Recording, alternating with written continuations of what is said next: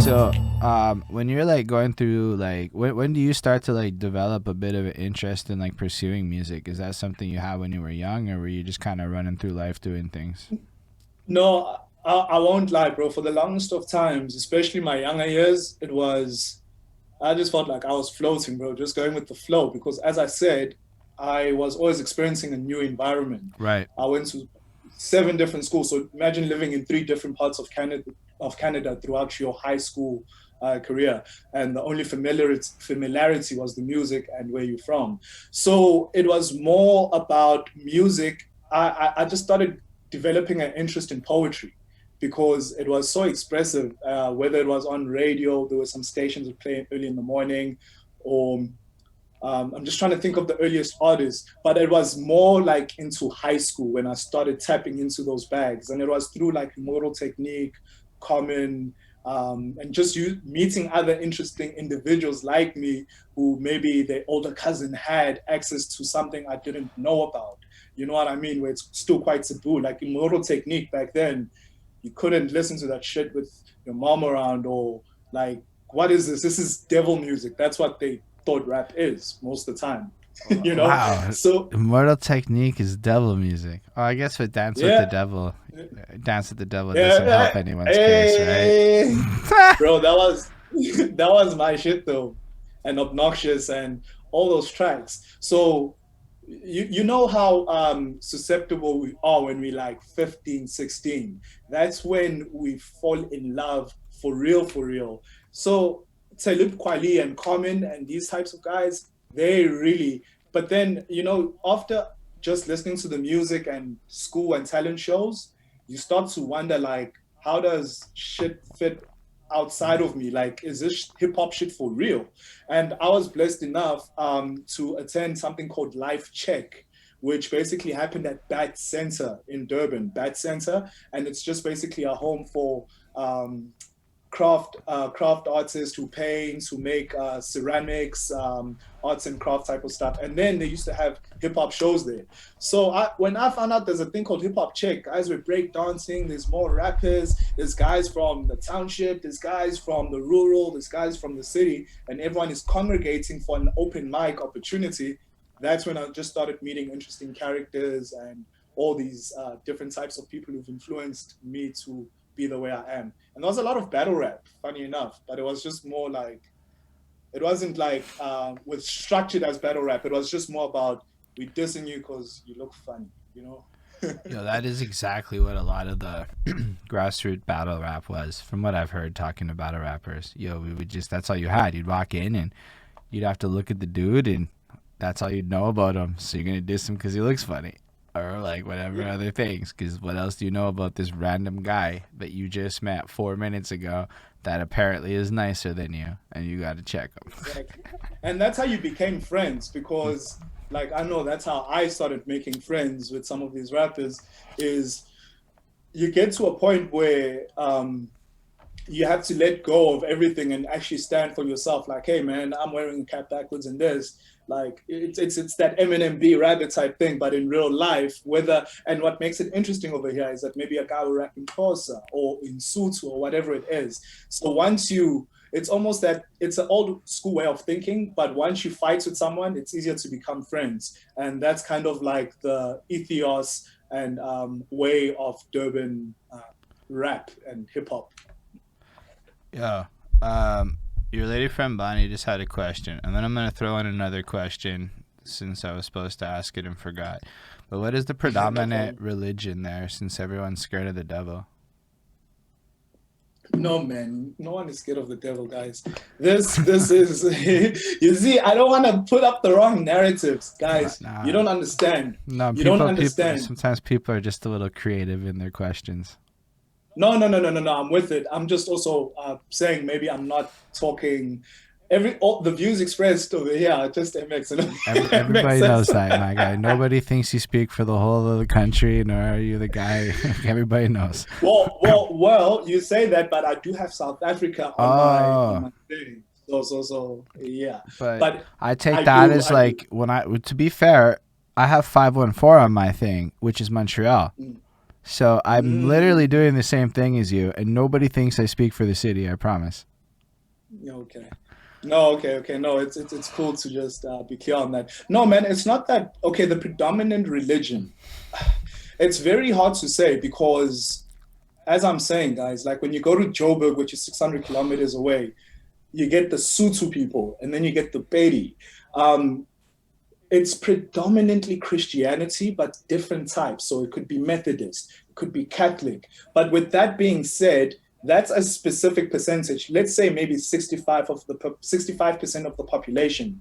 You still get other cultural types of religious institutions, such as Shembe, who basically it's more cultural type based religion that's intertwined and linked with their religion and culture. You know what I mean? There's a lot of that because we also have a high concentration amount of Indian people as well in KZN.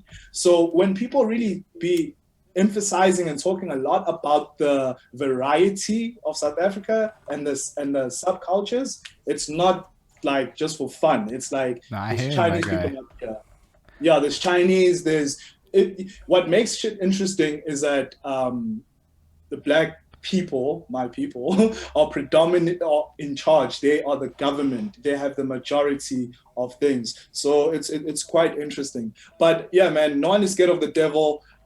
You guys know it as voodoo. That shit's real over here, whether you believe it or not. Like there's some spots you can go to and see it with your own eyes. You just live in a very interesting place. That's fucking cool. I'm not like again. I don't know if I believe in voodoo and with the term voodoo, but I do believe in ethereal forces, and that some people are more in touch with them than others. Okay, wait. Can I pose a question then? Yeah, sure. You said you in touch with what? What is it called? I said people. Well, I didn't say myself, but I believe people are in touch with ethereal forces. Yeah, ethereal is what? Is a Like, yo, let me Google the definition. I don't want to fuck that up. no, there's no pressure. It's more It, about um, having okay, extremely delicate and light in a way that seems too perfect for this world. So okay. I almost take it in like an esoteric kind of way where it's like out Yes. there, but Yes. also tapping into like the divine perfection of like the world. Like if you think the Final Fantasy VII is Gaia, Mm. and I think that's what they tried to do. It I know it's whatever, but I think that's what they were trying to do with that game in a sense. Like the Gaia essence, it's kind of like the reincarnations, but like when you look at the global nature of how religions tap into this universality of something. And I just met too many people who talk about shit like energies, and they seem to know weird shit, right? Like at first I'm like, yo, that's mad fucking goofy. Um, Mm. yeah, out of this world. That's a good way to put ethereal. So out of this world energies, right?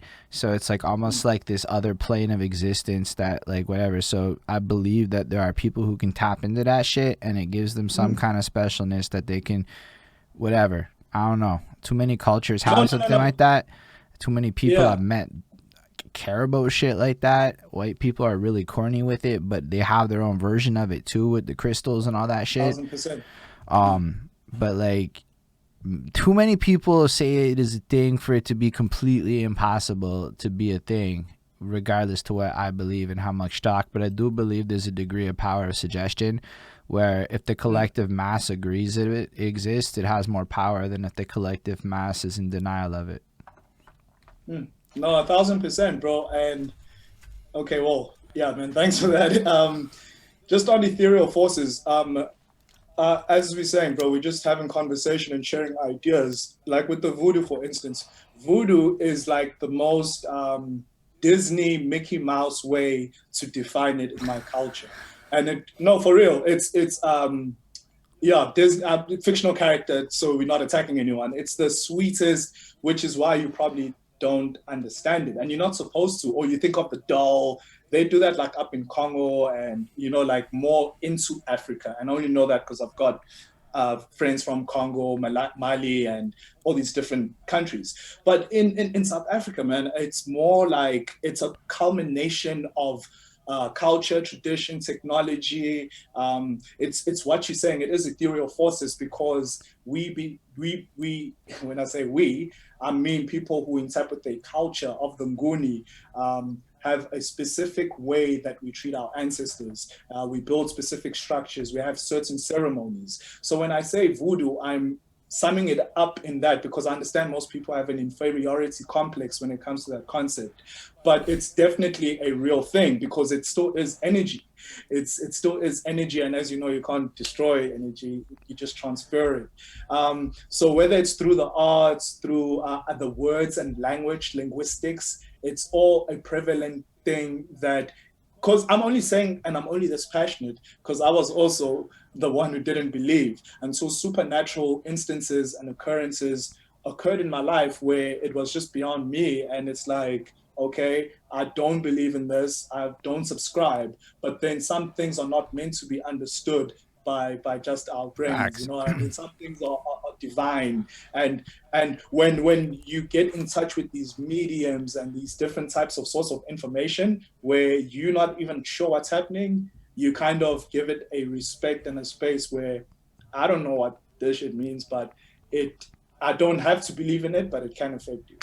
No, I completely hear that. Like I said, like I just kept noticing things, and then over time, it's like, do I understand the shit? Fuck no. I don't even think I need to. Like that, I'm cool. Other people can tell me a bunch of shit, and I'll just pick and choose what I think is nifty and not. Oh no. But Yeah, like yeah, facts yeah. is, Like you can believe it. like you, if you really like allow your mind to open a little bit, you can kind of sense these energies and vibes off of people that are not like just physical. Like you can probably use physical references to interpret them, but there's something to people where you just know if you mesh with them or not. And in a lot of ways, people like they do it, but they don't understand it, so they're in a lot of confusion and misreading signals. But there's like so much to it where like I can just tell like within 2-3 seconds of talking to a person, y'all fuck with this guy.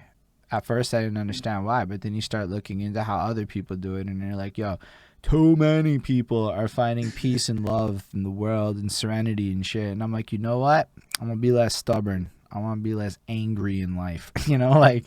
Mm, mm. No, I feel you, bro. Like, yeah, big facts, bro.